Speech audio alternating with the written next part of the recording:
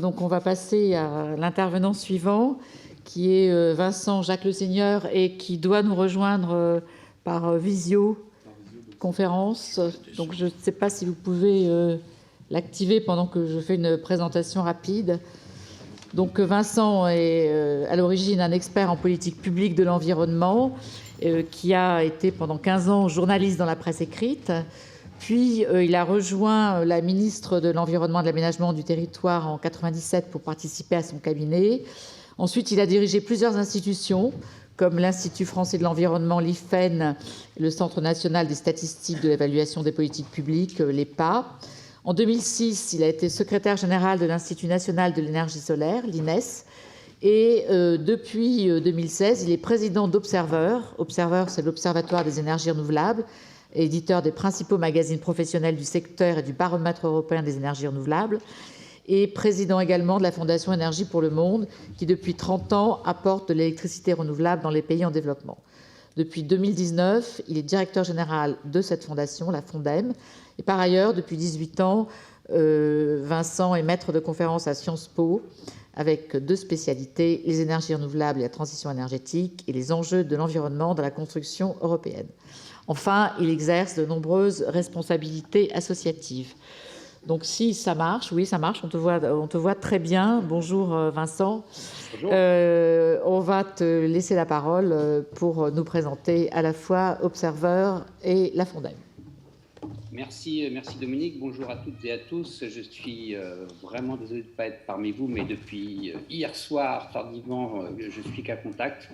Et donc ce sera à distance que je ferai cette intervention. Je suis un peu désolé, Dominique, de tous les titres que tu m'as apportés, donc qu'ils soient faux, mais ils sont surtout très modestes par rapport au parcours du précédent orateur, qui est Wolfgang Pratz, qui lui est un vrai pionnier et qui a fait toute sa carrière pour le solaire, ce qui n'est vraiment pas mon cas. Donc c'est avec beaucoup plus de modestie, évidemment, que je vais intervenir, même si j'ai la chance d'être aujourd'hui dans 2 structures qui sont clés dans le secteur du photovoltaïque.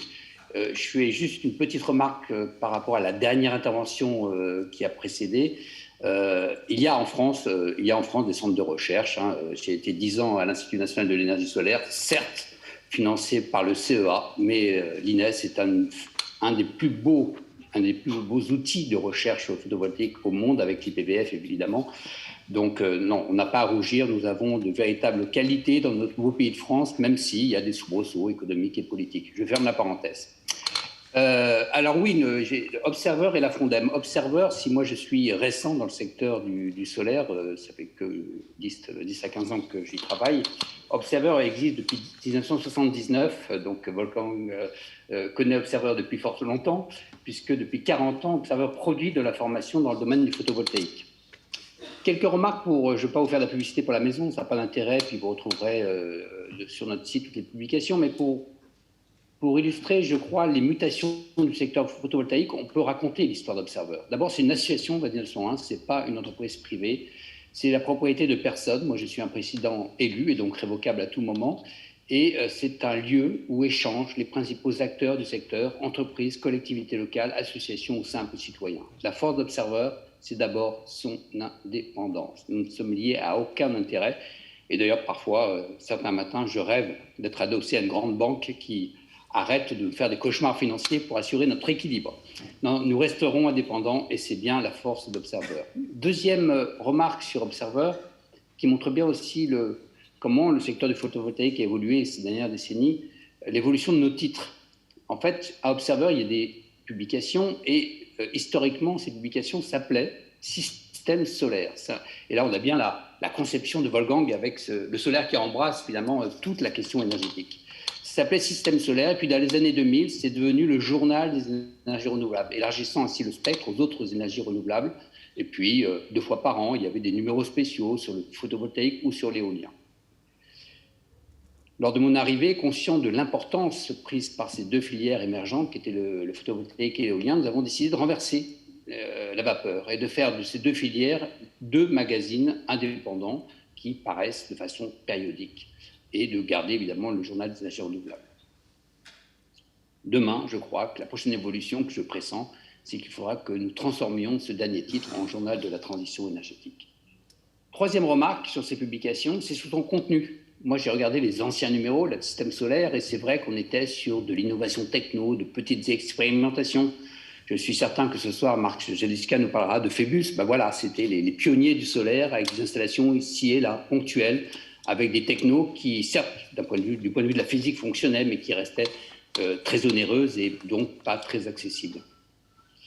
Et donc, nous avons accompagné cette évolution avec sans doute maintenant un regard plus pointu, plus acerbe sur les enjeux économiques, mais aussi des marchés, toujours les technologies et surtout les grandes polémiques. Les grandes polémiques, je ne vais pas toutes vous les citer, mais le bilan environnemental des ENR, l'électricité soi-disant verte de certains fournisseurs ou les rumeurs qui sont colportées avec une intensité redoublée. Je pense aux rumeurs sur l'éolien, mais pas seulement. Je vois que sur le photovoltaïque, en France, aujourd'hui, commencent à courir les rumeurs les plus insensées qui soient. Il est donc vital des supports d'information, observeurs mais pas seulement, corrigent ces rumeurs. Et la bataille est inégale, je peux vous le dire, c'est David contre Goliath, parce que vous avez d'un côté une information gratuite, accessible à tout moment sur la toile, d'une qualité très discutable, vous vous en doutez, et puis de l'autre côté, des professionnels de la presse professionnelle, comme les journalistes qui écrivent dans Observer, et qui, il faut bien les payer, qui produisent donc une information de qualité, mais qui est plus onéreuse. Conscient cependant de ces enjeux, nous avons développé des titres qui échappaient à cette logique et qui, grâce au partenariat ou aux sponsors de certains de nos amis, permettent d'assurer des publications gratuites. Vous aurez dans quelques jours accessible sur notre site et téléchargeable gratuitement un numéro d'une nouvelle collection qui s'appelle Perspective et qui va être entièrement consacrée aux énergies citoyennes, aux coopératives et autres communautés énergétiques que nous produisons grâce à la Fondation Heinrich Böll.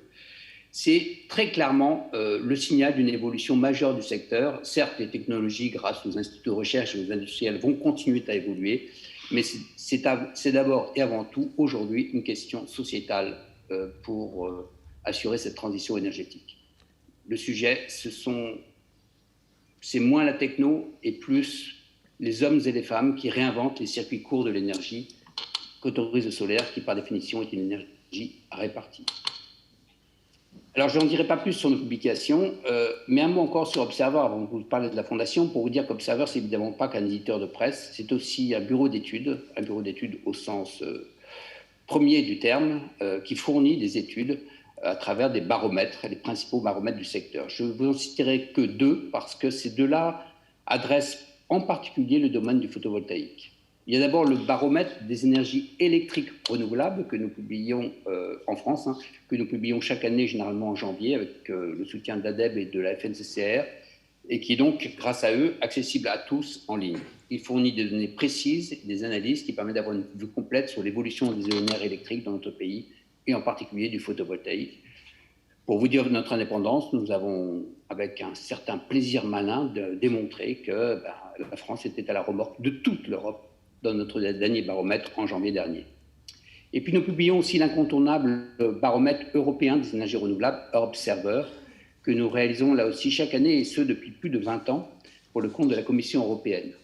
Nous animons un consortium d'acteurs qui nous permet de faire remonter depuis le terrain des données, des analyses de toute l'Europe. À l'heure du Green Deal, c'est évidemment un outil précieux pour mesurer les efforts faits par les États membres. Là encore, et grâce à l'Europe, c'est en ligne et c'est gratuit. La Fondem, maintenant. 10 ans après la création d'Observer, et c'est les fondateurs d'Observer, conscients dès 89, il y a plus de 30 ans, des enjeux d'accès à l'énergie, décidèrent la création de la Fondation Énergie pour le Monde, plus connue aujourd'hui sous le nom de Fondem. Aujourd'hui présidée par Jean-Luc Berlot, elle travaille dans de nombreux pays africains où elle développe exclusivement en milieu rural des solutions photovoltaïques allant du simple kit solaire, qu'on appelle les Solar Home Systems, les SHS, à de véritables mini-grids desservant toute une communauté villageoise avec ses lignes électriques, ses compteurs de prépaiement, un opérateur des capacités de stockage. Comme pour Observer, les évolutions de la Fondem, en plus de 30 ans d'activité, sont assez illustratives des enjeux et de l'évolution du secteur. J'en relèverai seulement 4 pour respecter le temps de parole qui m'a été imparti. La première, nous avons travaillé dans plus de 34 pays, et ce jusqu'en Asie. Mais aujourd'hui, nous concentrons nos efforts en Afrique, dans les pays sud-sahéliens, là où l'urgence est la plus grande. Si 140 millions d'hommes et de femmes n'ont toujours pas accès à l'énergie, ils seront encore plus nombreux demain, puisque la population africaine aura doublé d'ici 2050. C'est évidemment un enjeu humanitaire de la première importance, c'est aussi un enjeu de stabilité sociale et de sécurité, y compris pour les pays du Nord qui vont être confrontés à des vagues de migration massives. Deuxième remarque. La baisse des coûts du PV, comme la robustesse et la durabilité des technologies, à l'exclusion cependant du stockage, permettent de répondre aujourd'hui beaucoup mieux qu'hier, et ce à un moindre coût, à ce besoin essentiel qu'est l'accès à l'énergie. Dès lors, nos technologies et nos savoir-faire peuvent trouver des débouchés inédits pour les décennies à venir, desservant ainsi simultanément les intérêts bien compris des pays du Nord comme ceux du Sud. Troisième remarque ou troisième évolution, sans doute la plus cruciale pour la Fondem. Ce défi formidable qu'est l'accès universel à l'énergie ne peut être l'affaire de quelques ONG comme la Fondem, mais il y en a beaucoup d'autres et dans tous les pays européens. Le changement d'échelle et l'urgence de ce défi nécessitent des coalitions inédites d'acteurs, notamment avec les ONG et les entreprises. Les premiers apportant leur savoir-faire en termes d'ingénierie sociale, leur retour d'expérience et leur connaissance intime du terrain, tandis que les secondes, les entreprises, développent les innovations indispensables et passent à la production et au déploiement industriel. Quatrième et dernière mutation. Cet accès à l'énergie ne consiste plus à fournir quelques watts grâce à un simple module posé sur une toiture pour fournir de la lumière à 3 loupiottes et l'électricité pour le téléviseur ou le téléphone. Non. Il doit permettre de garantir simultanément les indispensables services communautaires dans de meilleures conditions, l'éducation, comme la santé, ou même la sécurité grâce aux lampadaires solaires. Last but not least, avec des installations photovoltaïques de puissance suffisante, il permet d'accompagner des activités génératrices de revenus autour de l'agriculture, et je fais une petite parenthèse, y compris, madame, avec le pompage solaire, qui reprend beaucoup d'importance au Sénégal. Nous en développons de nombreux en Casamance aujourd'hui, de l'artisanat ou des services, et assurer ainsi une boucle vertueuse de développement. À de nouvelles consommations électriques correspondent de nouveaux revenus, évitant ainsi le piège de l'endettement. Pour conclure, ce colloque dans une institution aussi prestigieuse que le Collège de France tombe à point nommé, alors que la pandémie a montré l'urgence d'une plus grande résilience, que la guerre frappe à nos portes et met sous tension notre approvisionnement énergétique, que les élections présidentielles aujourd'hui, législatives demain, abordent certes la question des enjeux et des énergétiques, mais pas forcément avec les bonnes réponses. Ce colloque doit servir de caisse de résonance et permettre de porter des messages, car oui, le photovoltaïque a démontré qu'il pouvait apporter, sinon toute la réponse, en tous les cas, une bonne partie des solutions aux maux qui nous touchent aujourd'hui. Je vous remercie.